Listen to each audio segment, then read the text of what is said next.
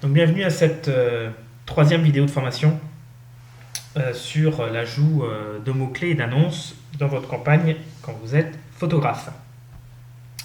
Donc le plus simple, c'est qu'on aille directement dans l'interface, hop, voir à quoi ça ressemble. Donc vous êtes dans votre campagne, vous cliquez dessus et là donc vous atterrissez sur le groupe d'annonces et puis sur les mots-clés. Donc pour ajouter un mot-clé, c'est assez simple, il suffit de cliquer sur plus mots-clés. Et là, vous allez ajouter les mots-clés que vous souhaitez ajouter dans votre groupe d'annonces. Et c'est ici que vous spécifiez le ciblage.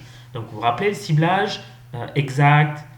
Donc on va les remettre. Photographe, bébé, lion. Ça, c'est en large, je n'ai mis aucun signe de ponctuation. Ensuite, je souhaite que photographe lion en exact, puisque c'est entre crochets. Ensuite, je souhaite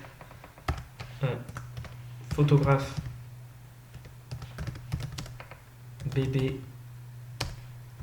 Villefranche. Hop, je suis en expression. Donc, pour rappel, votre annonce s'affichera pour les personnes qui ont tapé les mots-clés avant et après le mot-clé que je viens d'insérer. Ensuite, hop, je souhaite, et là c'est ce que je vous conseille de faire aussi, photographe plus lion, comme ça je suis certain de ne pas être diffusé sur d'autres.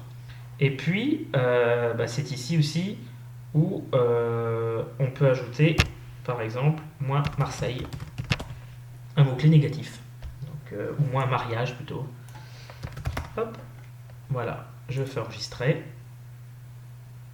Voilà, donc ces mots-clés ont été ajoutés.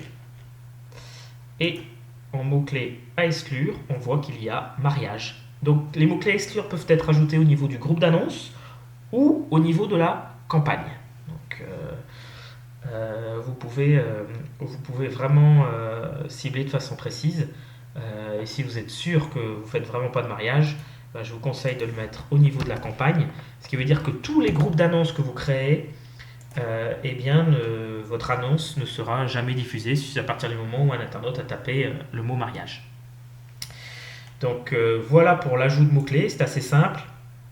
En fonction, moi je vous conseille de commencer par large et puis de regarder dans le terme de recherche toutes les requêtes qui ont été tapées pour ensuite mettre en négatif, donc en mots-clés à exclure, tous les mots-clés qui ne concernent pas. Ça, c'est la meilleure façon de ne pas louper de trafic, en fait, parce que, effectivement, si vous restreignez trop, que ce soit à travers un achat de mots-clés entre crochets ou en expression, vous pouvez passer à côté de certaines visites qui peuvent se transformer en clients.